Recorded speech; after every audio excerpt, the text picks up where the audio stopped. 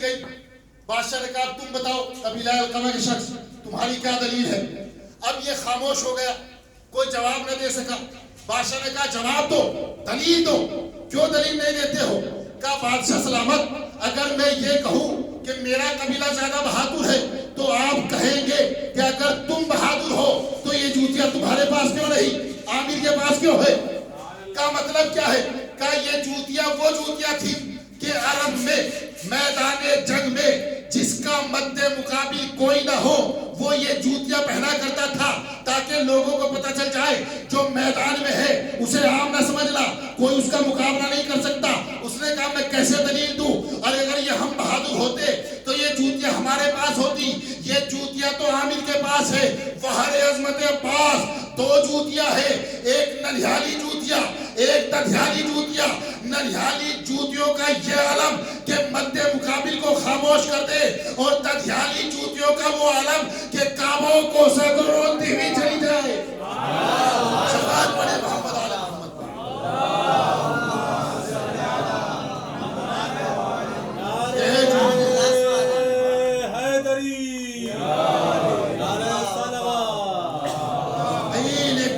خاندان میں شادی کرنا ہے، قبیلہ بہادر ہو، کیوں؟ تاکہ بہادر بچہ پیدا ہو، بہادر بچہ پیدا ہو۔ اور قرآن نے بتایا، تاریخ نے بتایا کہ جب دو طہارتوں کا سنگم ہوا تو لولو و مرجان کی صورت میں حسنین ملے، اور جب دو شجاعتوں کا سنگم ہوا تو عباس وجود میں آ گئے۔ دو شجاعتوں کے سنگم کا نام ہے عباس۔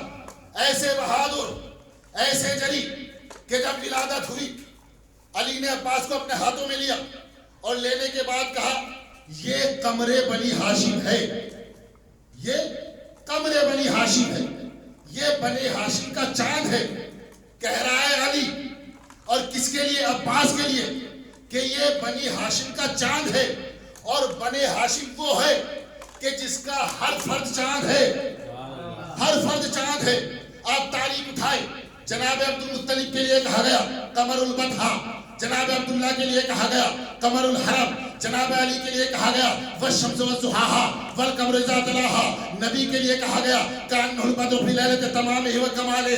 کربلا کے میدان میں اکبر نے چہرے سے نقاب کی، آواز آئی انہ قمر، یہ تو چاند ہے۔ علی اصغر کا سر نوکے نیزہ پر بلند ہوا، شام کی عورتوں نے دیکھا اور دیکھنے کے بعد کہا وجہہ کالقمر، اس کا چہرہ تو چاند کے جیسا ہے۔ تو تمام چاندوں میں جو سب سے بڑا چاند ہو اسے عباس کہا جاتا ہے۔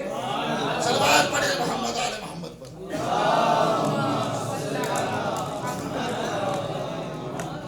وہ سب سے بڑا چاند ہو، چاندوں میں جسے چاند کہا جائے اس ذات کا نام ہے عباس، نام رکھا گیا عباس۔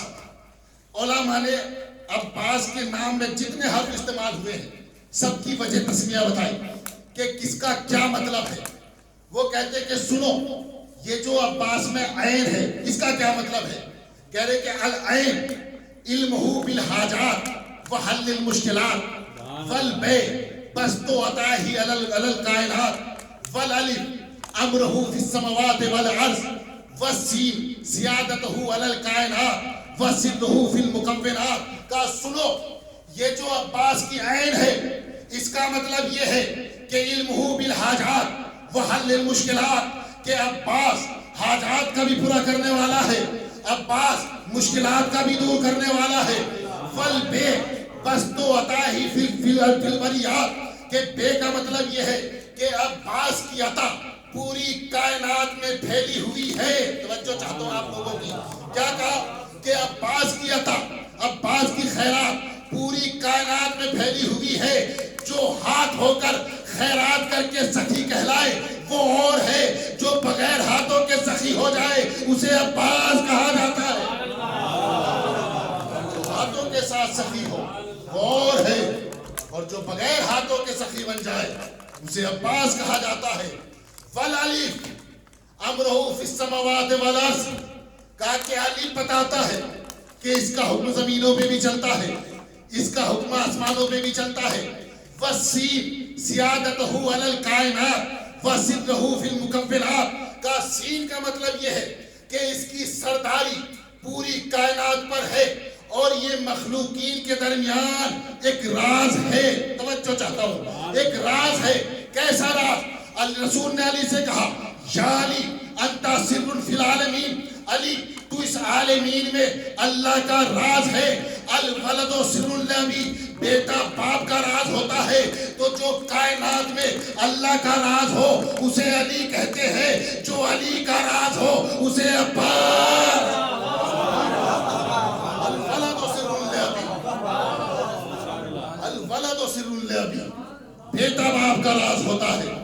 تو جو کائنات میں اللہ کا راز ہو اسے علی کہتے ہیں، اور جو علی کا راز ہو اسے عباس کہتے ہیں. اور علی کے راز کی کیا اہمیت ہے؟ صلوات محمد والے ہوں دامنے رکھیں جائے.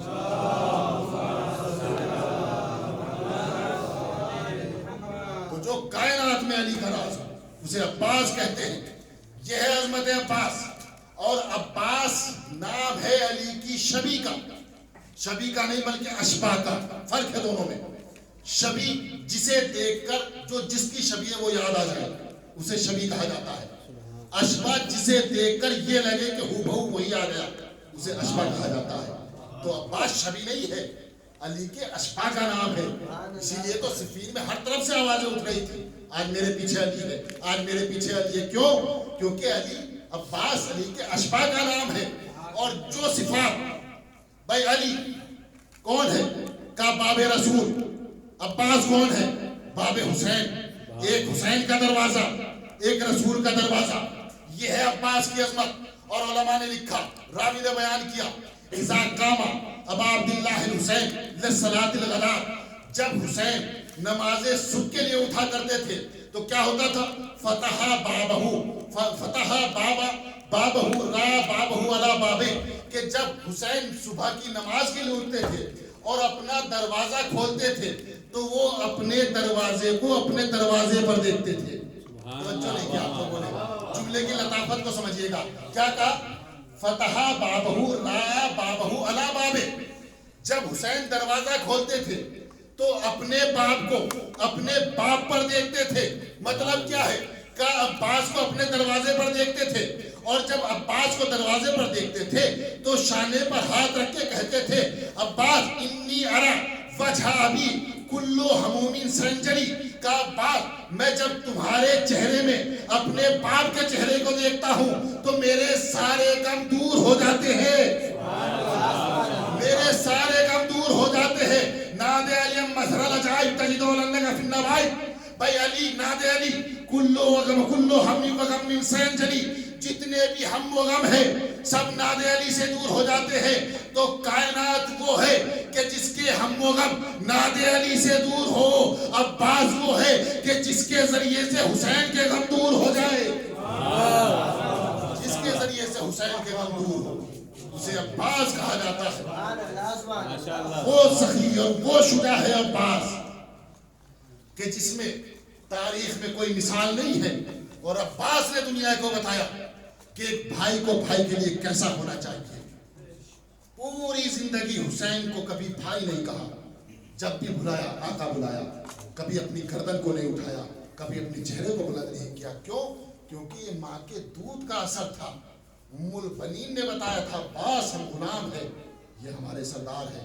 اور خدا کی قسم کیا عظمت ہے جناب عباس کی کہ کربلا کے میدان میں ہر وقت ہر لمحہ اس کوشش میں ہے کہ کسی طریقے سے میں حسین پر اپنی جان قربان کر سکوں.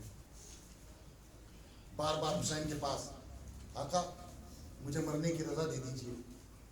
حسین نے ایک جملہ کہا، عباس میں تمہیں کیسے مرنے کی رضا دوں، تم تو میرے لشکر کے علمبردار ہو.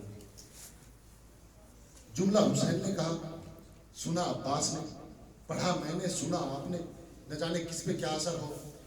کیا کہا؟ تم میرے لشکر کے علمبردار ہو. عباس نے بڑی غربت بھری آواز میں کہا، آقا وہ لشکر کہاں رہا جس کا میں علمدار ہوا کرتا تھا. آپ اس سوال و جواب کو اگر تصور کیا جائے تو کتنا بڑا جملہ ہے کہ حسین سے عباس نے کہا، آقا وہ لشکر کہاں رہا کہ جس کا میں علمبردار ہوا کرتا تھا. جب اصرار بڑھا تو ایک مرتبہ حسین نے کہا، عباس جنگ کی تو اجازت نہیں ہے لیکن ہاں بچے پیاسے ہیں، اگر ہو سکے تو تھوڑا سا پانی کا انتظام کر دو. طارق نے لکھا کہ عباس کے چہرے پر خوشی نمودار ہو گئی کہ اب مجھے اذن مل گیا، اور یہ سوچ کر سکینہ کو بلایا. بلانے کے بعد کہا بیٹا سکینہ جاؤ اپنا مشکیزہ لے کر آؤ. سکینہ مشکیزہ لے کر آئی. طارق نے لکھا کہ جیسے ہی مشکیزہ جناب عباس کے ہاتھوں میں آیا، عباس چیخیں مار کر رونے لگے. کیا تھا مشکیزے میں؟ طارق نے لکھا کہ مشکیزے کی خاصیت یہ ہوتی ہے کہ اگر اس سے مہینوں بھی پانی دور کیا جائے تو تری اس کے کناروں میں موجود رہتی ہے، اس کے کونے تر رہتے ہیں، خشک نہیں ہوتے، چاہے مہینوں پانی نہ ڈالا جائے. لیکن سکینہ کا مشکیزہ ایسا مشکیزہ تھا کہ جس کے کونے بھی خشک ہو چکے تھے، اس کے کونوں میں بھی تری موجود نہیں تھی. طارق نے لکھا وجہ کیا تھی؟ کہا وجہ یہ تھی کہ جب کربلا کے تپتے صحرا میں بڑھتی ہوئی دھوپ میں، گرمی کے عالم میں بچوں کو دھوپ محسوس ہوئی اور بچوں کو پیاس لگی، اور بچوں کو جب پیاس لگی پانی موجود نہیں تھا تو بچوں نے اپنے جلتے ہوئے ہونٹوں کو مشکیزوں کے کناروں پہ رکھ دیا تاکہ ٹھنڈک محسوس ہو سکے. طارق نے لکھا بچوں کی ہونٹوں کے نکلتی ہوئی تپش سے کنارے خشک ہو گئے تھے. عباس سے دیکھ کر برداشت نہ ہوا، چیخیں مار کر رونے لگے. ایک مرتبہ عباس مشکیزہ لے کر میدان میں آئے. میدان میں آنے کے بعد جنگ ہوئی. طارق نے لکھا پہلے دانا بازو قلم ہوا، پھر بایاں بازو قلم ہوا، لیکن وہ وقت بھی آ گیا کہ جب ایک تیر عباس کی آنکھ میں پیوست ہو گیا. آنکھ میں تیر کا لگنا تھا.